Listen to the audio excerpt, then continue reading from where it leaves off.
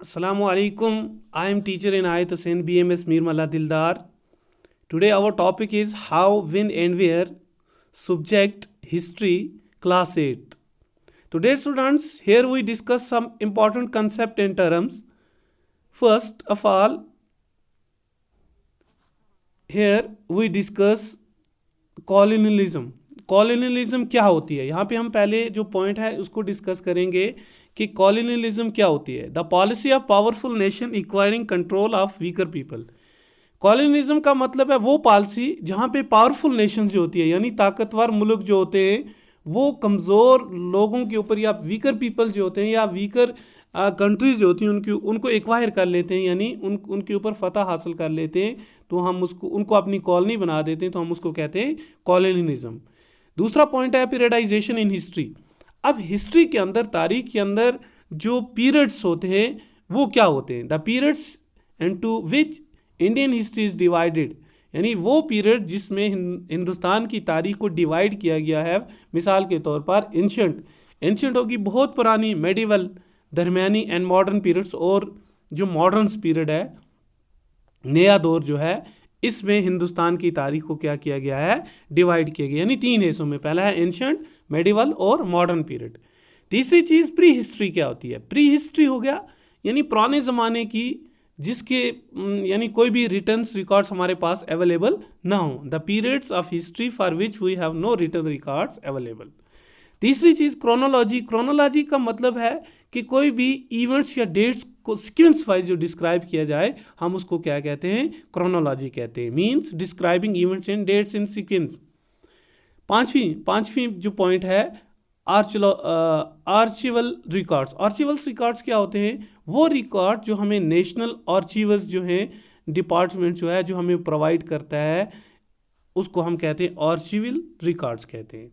उसके बाद आर्चियोलॉजिकल records. आर्चियोलॉजिकल records वो रिकॉर्ड्स हुए जिससे हम the history of the past, यानी उसके बारे में हमें पता चले पुराने ज़माने की जो तारीख थी वो कैसी थी, तो उसको हम क्या कहते हैं, आर्चियोलॉजिकल रिकॉर्ड्स कहते हैं। अब सोर्स ऑफ हिस्ट्री हमारे पास क्या है। सोर्स ऑफ हिस्ट्री हमारे पास कुछ डॉक्यूमेंट्स या ऑब्जेक्ट जो हैं जो वैल्यूएबल इंफॉर्मेशन रखते हों तारीख को लिखने में, हम उसको कहते हैं सोर्स ऑफ हिस्ट्री कहते हैं। फिर ट्रैवल अकाउंट्स। कोई भी पुराने ज़माने में जो फॉरेन ट्रैवलर्स होते थे वो अपने पास कुछ रिकॉर्ड्स रख लेते थे, तो उस रिकॉर्ड्स को हम कहते हैं ट्रैवल अकाउंट्स कहते हैं।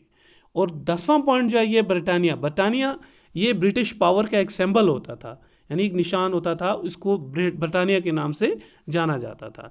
तो डियर स्टूडेंट्स, यहाँ पे कुछ हमारे टेक्सचुअल क्वेश्चंस हैं, हम उनको भी क्या करेंगे, यहाँ पे पढ़ेंगे। तो पहला है ये स्टेट वेदर ट्रू और फॉल्स। यहाँ पे कुछ स्टेटमेंट दी हुई हैं, हमें उनको बताना है ये गलत है या सही है। ए पार्ट है process like growth of national movement can be precisely dated, यानी जो process of growth national movements है उसको डेटेड किया गया है। नहीं, ये गलत है, इसको डेटेड नहीं किया गया, पहला हो गया फॉल्स। दूसरा, James mill divided Indian history into 3 period, Hindu, Muslim and Christian. तो जेम्स मिल ने इंडियन हिस्ट्री को डिवाइड किया हुआ था 3 हिस्सों में। किसमें? 3 हिस्सों में, हिंदू, मुस्लिम और क्रिश्चियन एरा में। तो ये यहाँ पे ये क्या है, ये सही है, ये ट्रू है। और तीसरा जो पॉइंट है सी पॉइंट, तो यहाँ पे official document help us understand what the people of the country things. तो ये ऑफिशियल डॉक्यूमेंट जो हैं, इससे हमें ये पता चलता है कि लोग, उस मुल्क के लोग कैसा सोचते हैं। ये ऐसा नहीं, ऑफिशियल डॉक्यूमेंट से हमें ऐसा पता नहीं चलता है। ये क्या है, ये फॉल्स है। तो डियर स्टूडेंट्स, उसके बाद यहाँ पे कुछ क्वेश्चंस हैं। व्हाट इज़ द, पहला क्वेश्चन जो है, what is the problem with the periodisation of Indian history that James mill offers, यानी क्या इंडियन हिस्ट्री के अंदर क्या प्रॉब्लम्स थी जो जेम्स मिल ने जो ऑफ़र किया था, जो ऑफर्स यानी उसने दिया था, उसमें पीरियडाइजेशन के अंदर क्या प्रॉब्लम्स थी। तो पहले हमें ये जानना ज़रूरी है कि जेम्स मिल कौन था। James mill was a Scottish economist and political philosopher. ये जेम्स मिल जो था ये एक स्कॉटलैंड का इकोनॉमिस्ट था और साथ साथ पॉलिटिकल फिलासफर भी था। He divided Indian history into 3 period. इसने हिंदुस्तान की तारीख को 3 हिस्सों में बांटा है। पहला हमने पीछे भी पढ़ा था, हिंदू, मुस्लिम और ब्रिटिश, यानी हिंदू पीरियड, मुस्लिम पीरियड और ब्रिटिश पीरियड में इसने इंडियन हिस्ट्री को क्या किया है, बांटा हुआ है।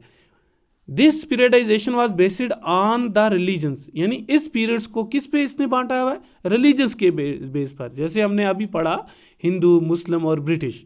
We should not characterize an age only through the religions of the ruler of the time. हम यानी किसी भी जो हिस्ट्री है, किसी भी एज यानी किसी भी ज़माने की हिस्ट्री को हम उसके रूलर्स के रिलीजन्स के मुताबिक हम उसको डिस्क्राइब नहीं कर सकते, उसको करेक्टराइज नहीं कर सकते। In his idea of history, यानी उसके ख्याल में हिस्ट्री जो है, तारीख जो है, British rule represent all the forces of progress.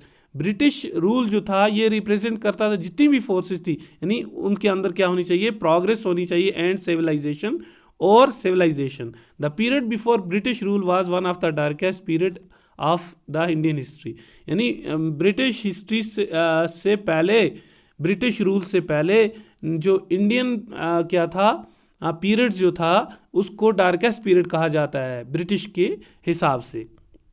तो डियर स्टूडेंट्स, आज इतना ही काफ़ी है। होप आपने क्वेश्चंस को अच्छी तरह समझा होगा। Thank you.